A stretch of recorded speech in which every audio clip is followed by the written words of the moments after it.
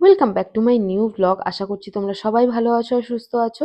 আজকে সকাল সকাল ঘরে সব কাজকর্ম সেরে নিয়ে স্নান সেরে আমি স্কিন কেয়ারটা করে নিয়েছিলাম, যেহেতু খুব গরম পড়েছে আর স্কিন কেয়ারটা তো সবসময় করতেই হয়।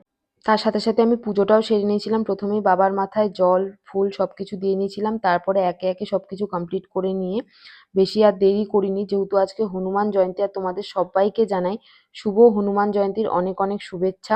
আর আমার বাড়িতেও একটু সবার একটু হেলথ প্রবলেম চলছে, মা দিদুন তার সাথে সাথে বাবাও। আমি ঠাকুরের কাছে প্রার্থনা করি যেন আমার বাবা মা আর দিদুন তাড়াতাড়ি সুস্থ হয়ে ওঠে। আর বজরংবলীকে একটু ধূপ দেখিয়ে আমি তুলসী বেদিতে ধূপ দেখিয়ে চলে এসেছিলাম। আর সকাল সকাল চলে এসেছিল আমার এই পার্সেলটা। এটার মধ্যে আমি একটা শাড়ি অর্ডার করেছিলাম পয়লা বৈশাখ উপলক্ষে। তারপরে খেয়েছিলাম ফলমূল, যেগুলো আমি ঠাকুরকে প্রসাদে দিয়েছিলাম।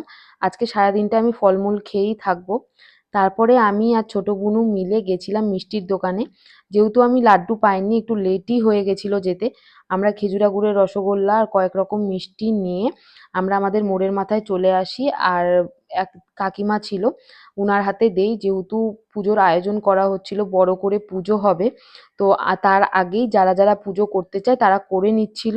তো আমরা সবাই মিলে যারা যারা আগে পুজো করতে চাই ঠাকুরের কাছে নিজস্বভাবে, তারা করে নিয়ে আর এখানে সব জোগাড় করা হয়েছিল। তো যাই হোক, পুজো আমি ভালোভাবে করে নিয়েছিলাম, তখন একটু ভিড়ও কম ছিল। পুজোর জায়গাটা খুব সুন্দর করে সাজানো হয়েছিল। মেনলি তো জায়গাটা খালি থাকে, তো পুজো করতে ঠাকুরমশাইয়ের অসুবিধে হবে, আর খুব সুন্দর করে সাজানোর জন্য আরো বেশি ভালো লাগছিল। আর এখানে সবকিছু জোগাড় করে রাখা হয়েছিল পুজোর জন্য। তো যাই হোক, ঠাকুরের পায়ের ফুল নিয়ে আমি আর ছোট বোনও বাড়িতে ফিরি। দেখা হচ্ছে পরের একটা ব্লগে। Till then by.